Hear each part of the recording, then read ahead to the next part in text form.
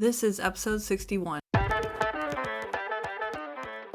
Welcome to Wellness in Every Season, the place where we explore the rich tapestry of motherhood and wellness in all its forms. I'm Autumn Carter, your host, guide, and life coach.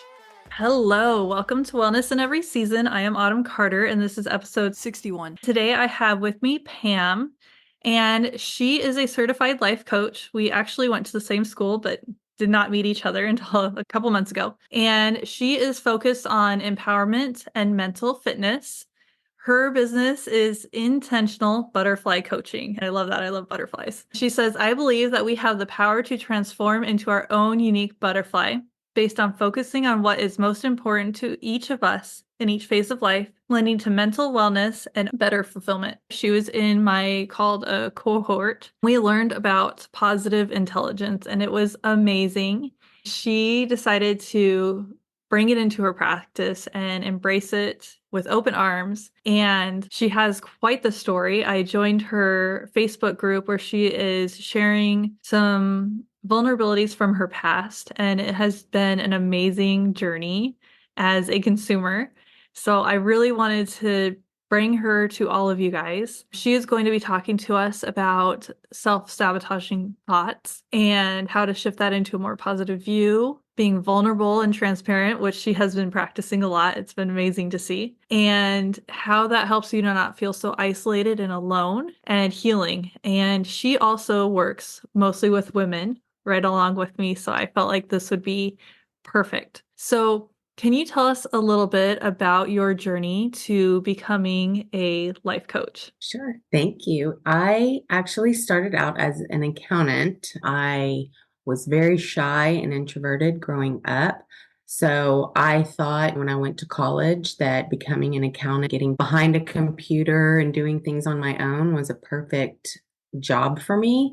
As it turns out, the accounting profession is a lot of interaction with people. It's a lot of tight deadlines, lots of people dynamics, lots of stress and overwhelm that actually was not. As I was continuing through my accounting journey, I was internalizing a lot of anxiety and stress along the way, dealing with betrayal from coworkers or from a boss, just the politics of everything. So running became a way for me to escape from the stress of work life and to just be on my own. I became an endurance runner for the next 15 to 20 years just on my own, running half marathons, running marathons, and trying to build myself up away from the stress of what felt like was out of my control. What I loved the most about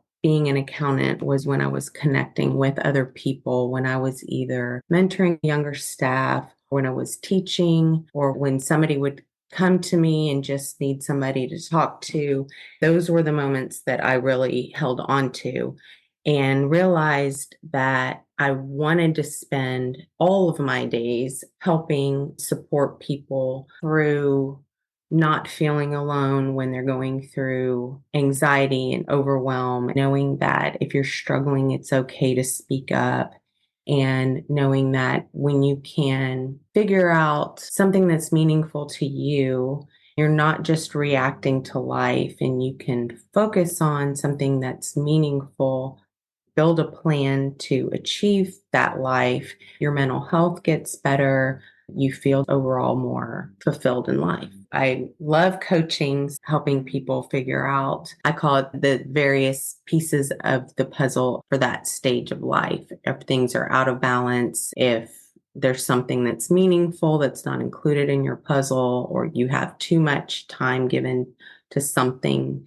and it's throwing everything out of balance, that's when you get anxiety and overwhelm and stress. And especially as women, we tend to put everyone else before us, and that adds to more feelings of anxiety and stress. I believe that if you can figure out what's the most important thing and focus on that, then all the other pieces fall into place and that you have a more meaningful life. And I know from your posts, you were an accountant and it was in corporations where you were one of a few females.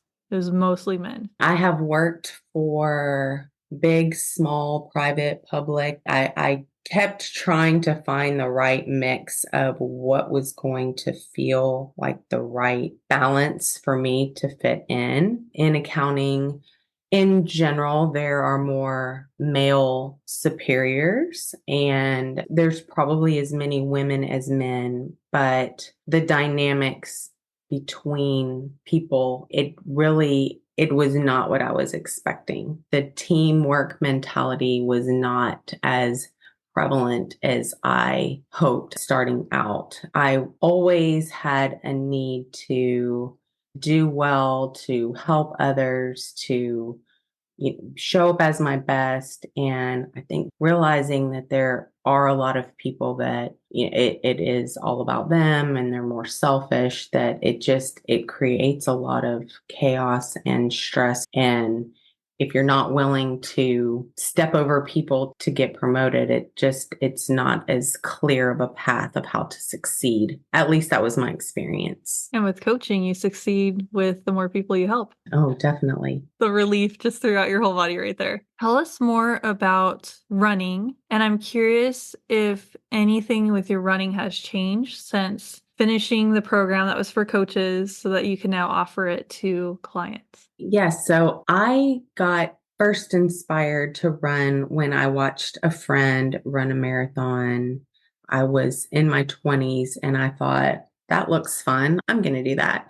And I signed up and decided to train for a marathon the next year. I didn't talk to anybody. I didn't have a coach. I just figured out what I could and I ran and I was miserable. I finished it, but I felt like such a failure because I ended up walking a lot of it. And I thought running is not for me. And I put it away for a few years. And as work stress was growing, I realized I did enjoy the aspect of running to just go out the front door and just free. So I started running again and decided I'm not going to do full marathons. I'm going to just do half marathons. So I started smaller and I just realized the more that I was focused on my training, life seemed easier as the years progressed. And I knew I really couldn't get faster. Then I was trying to do more races per year to keep just getting faster, doing more races. One of the goals that I created for myself was I wanted to run a half marathon in under 2 hours. This is a goal that a lot of half marathoners have. It seemed like it was doable. I tried to get under 2 hours at least for 10 races, and I got close, but I was never breaking 2 hours. And I realized that failure feeling that I felt after each one was sabotaging me the next time that I would train, and then it would be race day and purposely walking or going slower, that I was actually scared to get that goal. And now I know that it's because I didn't really know what was going to be expected of me if I broke the 2 hour goal. It took a series of events before I finally decided, you know what, this is holding me back. I know I can do it. And I tweaked my training and I broke the 2 hours. And I immediately knew when I finished what was next for me was not to get faster, but was actually to get slower and to start pacing future races so that I could help encourage other runners to get their goal. And that is what I've been doing for the last almost year. It is very fulfilling. As far as how that would apply to clients, the journey that I went through and the mindset of working towards a goal and understanding what your mind does and how we sabotage ourselves and how you can be afraid to fail, but you can also be afraid that you aren't sure what's next and just stop making the goal a priority because you don't know what it means. Maybe somebody is going to have more expectations of you. Maybe you don't want to be in the highlight that, okay, you did this, and what does that mean?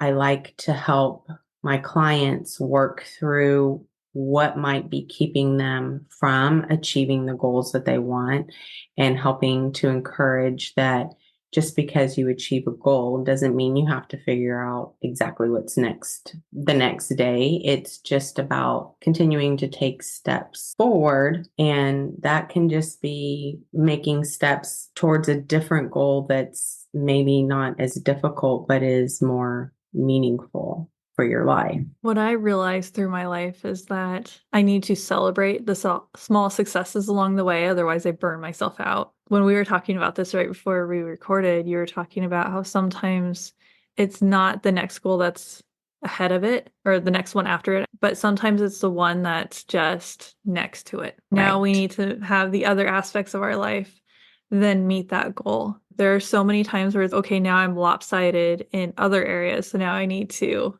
bring those up to where this other goal that I met is. How have these experiences shaped how you are as a mother and influenced your perspective? I believed I was unable to have children up until I was 35. I had some medical issues and thought, this is it. I'm just going to be working. I'm going to be unmarried. I'm not going to be a mom. And I got pregnant with my son and was not married, and I still had to figure out how to balance. I still care about my career. I want to be a great mom, but I was mom and dad to him for the first 8 years of his life, balancing all of that and trying to be a good role model for him and trying to still be seen as a successful business person. What that has helped me realize is the only way that I could success balance everything, even though it was just me with him, is to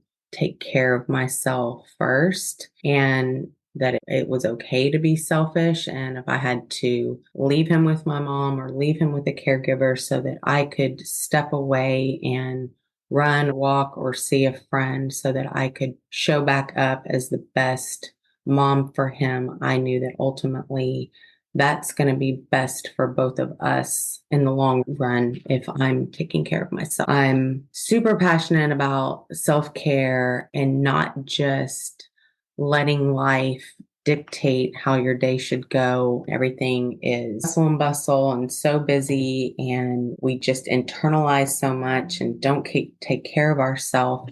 In the long run, it's just going to take a huge toll on our mental health. Why do you think we sometimes call it selfish when we're taking care of ourselves? I think there's the society and the guilt part of it. What else do you think is there? Self care and taking care of yourself, what comes to mind is getting a massage or doing something that conjures up a feeling that you're doing something that is fun, and neglecting of somebody else, when really it's just putting your energy back into yourself so that you can give even more to the people that you're around. When I start to feel those feelings of I'm taking away from my family by doing something for myself, I visualize the flight attendant and how if the mask isn't on you, if you're passed Mhm. out, you can't put it on your children. And we naturally have this response where we want to put it on our family members first. Back in December, right after I had surgery, I ended up getting the flu. I made sure everyone in my family had a flu shot, and I forgot to get mine. I still just, facepalm. I still feel super stupid for that, but it's classic, right? Where if you get the flu shot first, then you're getting everyone in your family one, it can feel selfish, right? Or if you're Mm, going out running and then showing up more as a mom, you took those hours to run. And then there's the cost involved for the shoes and the clothes and right. getting the babysitter. It's eating or having a budget. If you're trying so hard to lose weight, this is not the way to do it, or to have more money in certain areas and you're just cutting back. And if you cut back too far, then you end up binge spending or binge eating. And then it's even worse. It's this whole yo effect. And it can be that way with our self-care too. You can feel a lot of resentment towards your family even after you've had time for yourself. If you're not getting it often enough, if it's not long enough, then you get this ping pong effect. Or, I'm really glad that you let me put you on the spot with that one, because there's so much there and I could go on a soapbox for that. Going with that, you know what I'm passionate about, and you're passionate about self-care. What else are you passionate about relating to motherhood and anything related to motherhood? I am passionate about not keeping things locked inside you because you think it's selfish to talk about it. Maybe if you feel like nobody has time to be listening to my complaints that aren't real problems. I believe if you are having emotions and they are negative, there is a reason they are valid. They need to be talked about, worked through, whatever you need to not keep it locked up. I think those self sabotaging thoughts, those voices just get louder the longer that you can create a story in your head about what the stress from, what the circumstances around you, what that means to how you're feeling. And you can create such an anxious, negative chain of emotions in your head that you can't possibly function in a healthy, productive way. I do coffee chats or offer myself all the time to be that ear, because sometimes just letting that voice that's in your head come out and to sort through is so healing. When you can talk it through with someone who is giving you that space, it becomes such a beautiful thing to figure out. Now I know why that was bothering me. Now I know how I want to move forward. But I learned this from my own experience, from thinking I'm supposed to have this figured out. Everyone else is doing fine. I'm smart. I can do this. I'm not going to burden anybody with my problems. But the longer that I just told myself that story, I was just sinking deeper into mental unhealth. So I am passionate about giving a voice to struggles, not feeling like it's a burden to anybody to talk, to share, and knowing that sometimes if you just make that first step, it naturally works itself out what is supposed to be the next step. Do you follow Brene Brown at all? I do. Okay, good. I love What she talks about shame. Shame has us wanting to hide and not share. And as soon as we open our mouths and start to share, it becomes, oh, it's figure outable. I'm totally misquoting her. So sorry for those her better versed no, in her than it's I am, right. but there's so much truth to it. And I am, as you mentioned, I'm sharing some stories of my professional life in corporate America in little bits and pieces of highlights that are still pretty easily accessible in my head because I never really talked about them or healed from them. And as it's coming out, a few wonderful things are happening. Number one, I am feeling healing just from writing. I'm feeling healing from sharing with my husband and with some people that I know, some people I don't know. But the most beautiful thing is I'm getting those messages from people that are saying, I could relate. That resonated with me. It's not exact experiences. We all have our unique journey, but when you can see glimpses of your own pain and what somebody that you connect to, that what they've gone through, it just releases you from so much isolation. And then you feel connected to humans and you feel like, okay, maybe I can talk about this. Vulnerability breeds vulnerability. And I'm having people open up to me and say, thank you for making it easy to talk because you're sharing hurts that you've gone through. I can talk about mine too. And there's a path to happiness after that, that you can release it. And those voices aren't in your head telling you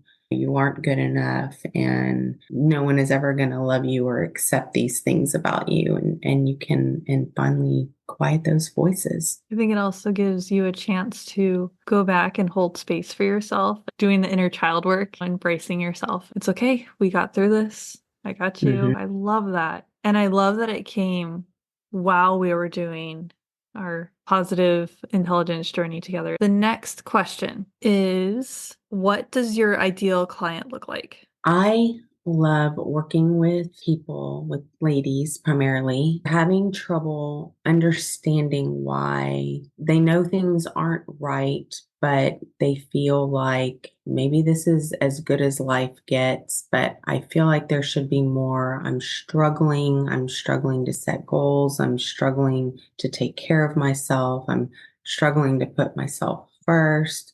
I'm struggling to talk about what's going on with me, and just to create that space to lay it all out, find the connections between the areas of life, and then building a plan to move forward. I tend to relate a lot to aging moms that are either empty nesters or about to be empty nesters, since that time period has a lot of changes. We are not immersed in child rearing anymore, and you get a little bit of extra time to start looking at yourself. But that's when a lot of people start to really feel like, okay, life isn't over, but I have no idea. Why do I feel this way? Why don't I feel fulfilled? Why don't I have a passion? Why don't I have any goals?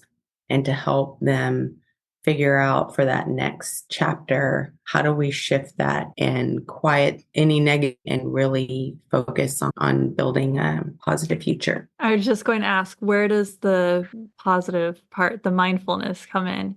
So is there anything else that you do along with that? The main thing that I like to focus on is intentional baby steps, or when you can identify that person that you see yourself being, and you can learn to understand the negative voices that maybe they were required in your younger years to help you survive your childhood, but they don't really have a purpose now to help you become your fullest potential. Like learning to intentionally take those steps forward. When you can quiet the negative thoughts and you can shift your mind to a more curious mindset, that's when you have the ideas of, oh, maybe I do want to try this I never tried, or I was really good at this back then, but I haven't made time for it. There's so many interests or hobbies or things that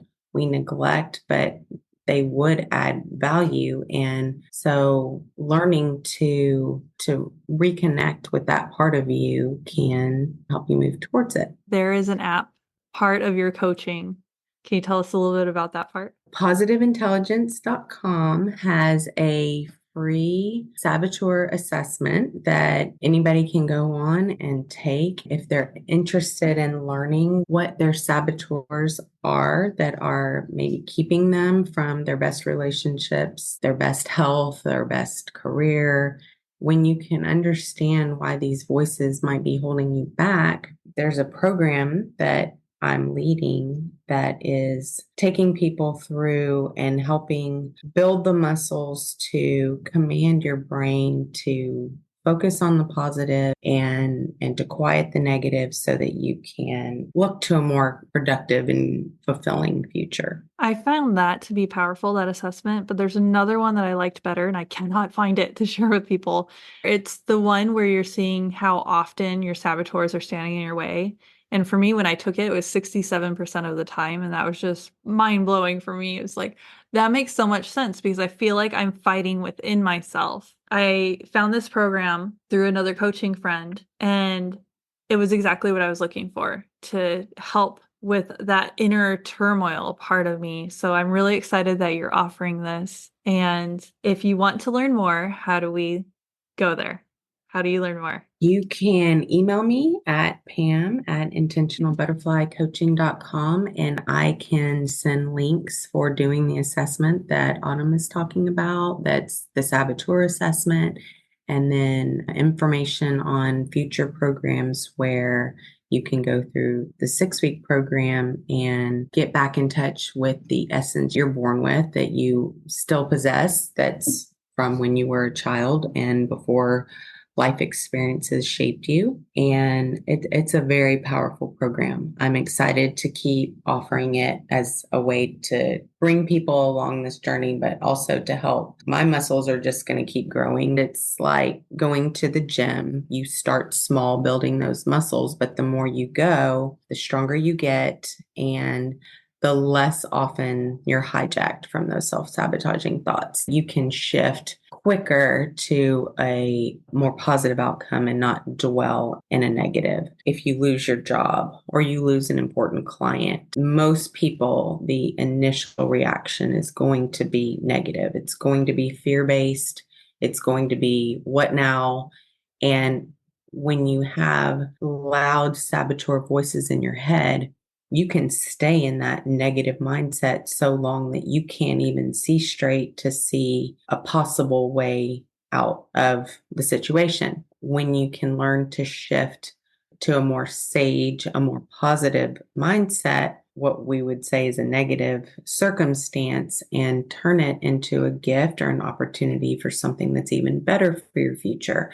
When you can be curious and when you're open-minded to what the gift is, those saboteurs don't keep you in that negative emotion. You can apply this for really every negative circumstance that happens in our life. If you can identify the saboteur that might try to keep you in that negative, it's only going to help your overall mental health when you can shift it to a more positive outlook. You said it's 6 weeks long.